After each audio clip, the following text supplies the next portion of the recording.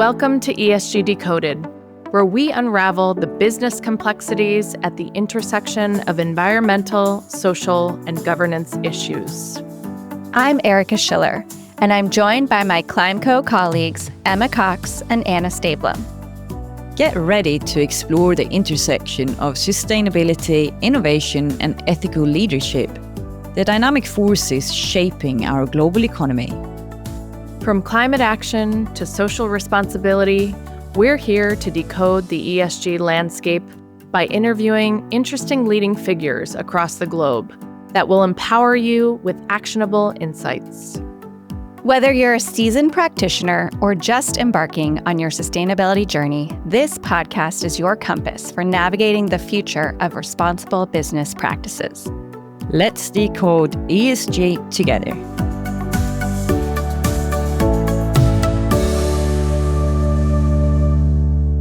Hello, and welcome back to ESG Decoded.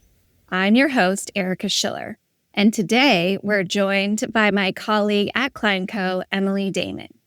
Emily is our Chief Growth Officer and has been in the sustainability consulting landscape for over 15 years. And at ClimeCo, she's really created this new role around growth and new initiatives, which include insetting. And insetting may not be a common term yet for some of our listeners or for the broader public, but it's kind of a similar spinoff to offsetting, but a little bit different. And I wanted to spend some time with Emily today talking about what we mean by insetting and what the opportunity looks like to further drive sustainability initiatives and reduce emissions in our global economy. So Emily, thank you so much for joining us today. Hey, Erika. It's really wonderful to be with you. First, can we share what do we mean by insetting? What is the concept? So insetting is, as you said, kind of a sister product to offsetting. And both insetting and offsetting are a mechanism that has been designed to bring a flow of dollars to decarbonization projects. In the case of insetting, the restriction or the rule is that those dollars to decarbonization projects must flow within one value chain. Whereas carbon offsets and offsetting is really a flow of dollars to decarbonization projects that are happening anywhere in the world in any value chain.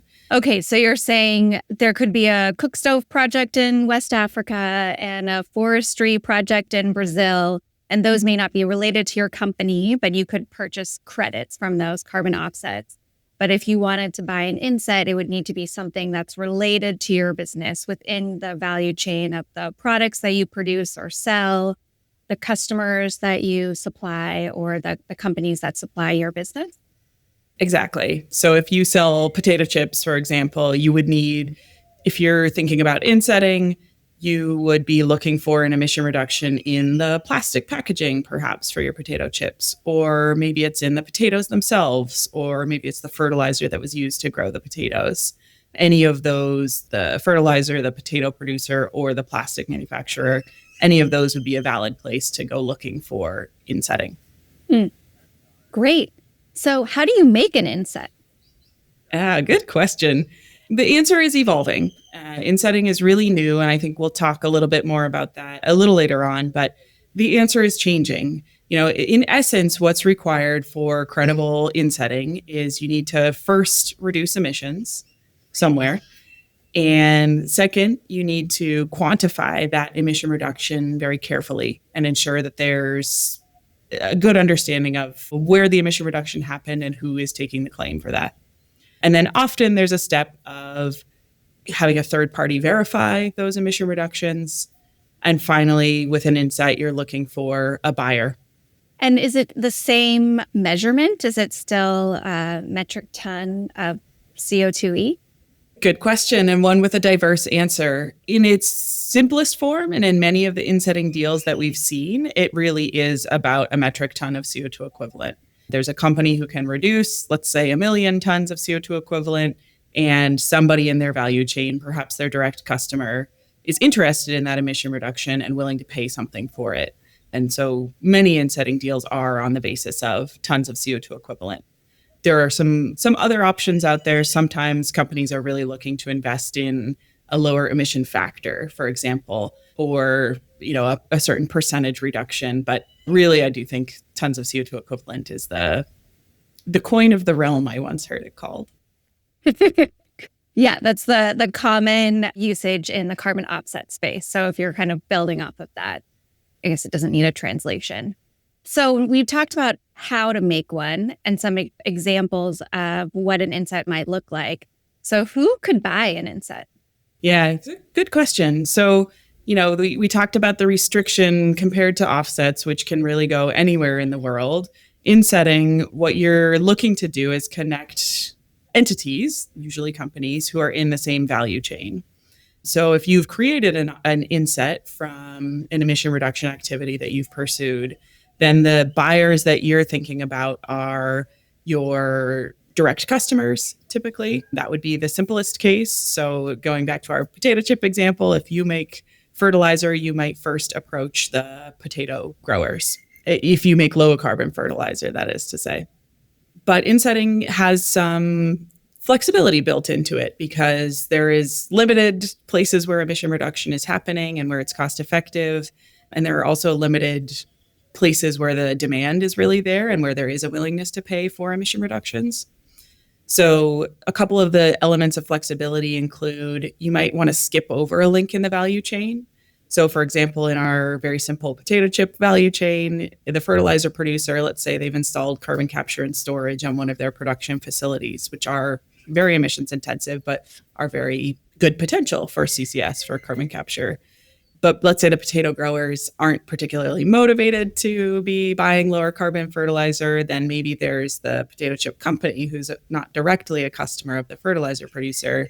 Maybe the potato chip producer will want to be arranging an insetting deal with the fertilizer producer to pay something for those emission reductions. And that would benefit their scope 3? Exactly. Yeah. So insetting, it's really been designed to work around the expectations and rules of the Greenhouse Gas Protocol and the Science-Based Targets Initiative. And so the motivation for companies who are pursuing insetting deals is that they're looking for either a scope 1 and 2 reduction as the inset producer or a scope 3 reduction as the buyer. Can you share a little bit about what's happening in this new insetting market? Where are we today? It's an exciting time for insetting. It's really in its nascent phase. And that's a place that Climeco saw the carbon markets 15 years ago when our business was just getting started. With insetting, there were a handful of insetting deals in the public eye a year ago. There are something on the order of 50 to 100 today. And a year from now, 500 or more is sort of our expectation. And that's a pretty big difference from carbon offsets, wouldn't you say? Yes. Yeah. I mean, we definitely had some highs and lows in the offset market. Today, there are thousands of projects and millions of credits out in the marketplace, but it did start small, and we're excited to see the impact that insetting can have to offer more tools for addressing challenging, scope 3 and other difficult to decarbonize activities. Can you share a bit about maybe some examples of insetting deals?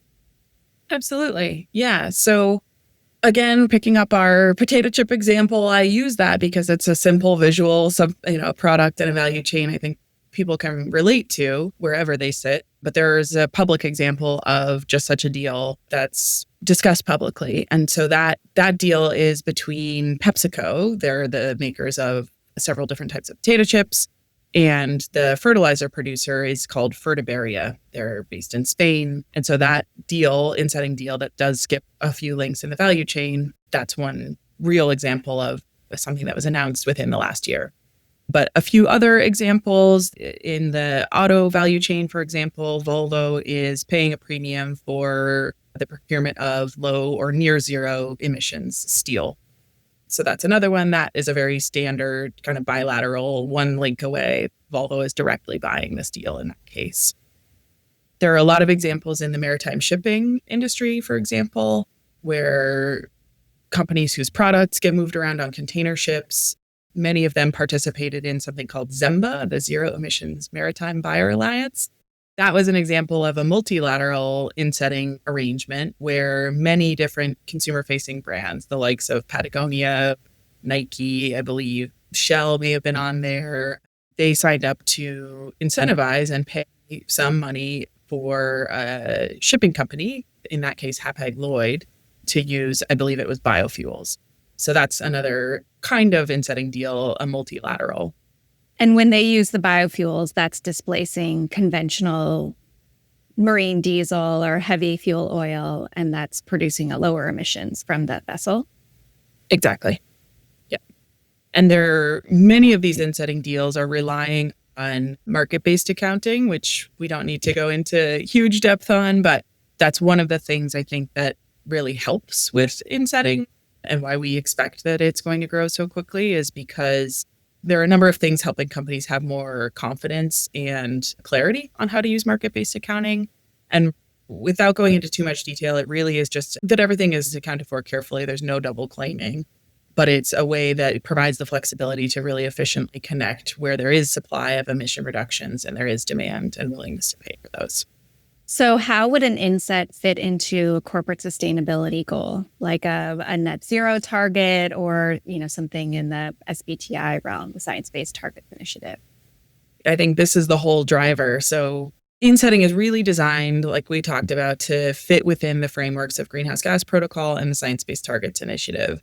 It is the solution to, wow, I have a Scope 3 emission reduction target and I don't know how to meet it. Insetting is the tool that companies are turning to say, okay, how can I engage specific points within my value chain to deliver Scope 3 reductions so that I can meet my commitments? And SBTI, the Science-Based Targets Initiative, their historical approach has been that they require absolute Scope 3 emission reductions. And so insetting deals are kind of flowing from that growing source of demand.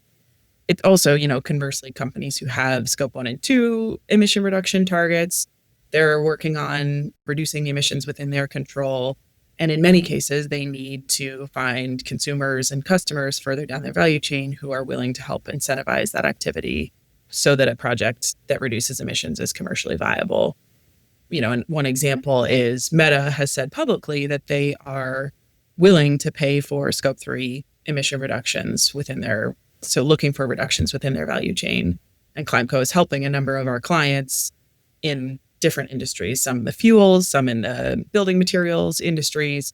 We're helping them submit proposals to Meta saying, here's the emission reduction we'd like you to help incentivize.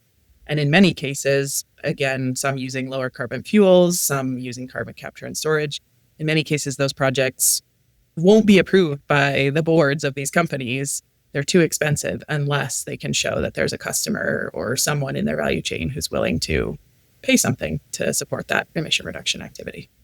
So an insetting deal could be a unit or a credit that's separated from the physical product. So another alternative to insetting would be a green premium. Do you agree with that? Yeah, I think that the simplest case is that you are selling the same product to the same customers, and when you can make that product a little bit less carbon intensive, and then your consumers pay a little bit more and pay a green premium. I think that's a really simple case. But in this time that we're in now, where there isn't that willingness to pay from the majority of customers, often what we see needs to happen is that you strip apart the physical product from the emission reduction claim, and you sell those separately. Wonderful. Well, thank you so much, Emily, for explaining this new concept of insetting. Before we go, did you want to share a little bit about what else ClimeCo is doing in the insetting space? You mentioned Meta, but did you want to share any teasers of some other cool activities you're doing in the space? We're really busy with insetting. There's a lot of our team is supporting clients with this. I would say there's two main areas in which we're supporting clients on insetting today. And I would characterize those a little bit as we're supporting on the sell side and the buy side. So for companies who can reduce emissions or who are pursuing emission reduction projects, we're often helping them think of themselves as sellers of insets. How do you package up this emission reduction and find someone in your value chain who might be willing to buy it? Conversely, we are also working on the buy side, so supporting companies, some of the world's largest consumer-facing brands, some really well-known household names they have aggressive Scope 3 emission reduction targets, and we're helping them look upstream at their value chain and say, where can I find the most cost-effective reductions, and how do I get those? How do I make my dollars go the furthest to reduce emissions as cost-effectively as we can? That's great to see the impact. Well, we'll be excited to see what other announcements ClimeCo and the Insetting space has to further drive decarbonization. So thank you so much for joining us today, Emily. There should be some nice, fun deals to announce in the near future, and that we'll look forward to doing. Thanks for the chance to talk. All right. Take care. Thanks for tuning in to ESG Decoded. We hope this episode has inspired you to take action in your own ESG journey, stimulating ideas for partnership and innovation. New episodes drop bi-weekly on Tuesday morning. Subscribe now on your favorite streaming platform to stay in the loop. Join the conversation on social media using @ESG Decoded or visit climeco.com for more resources. Until next time, keep decoding, keep innovating, and keep making a positive impact.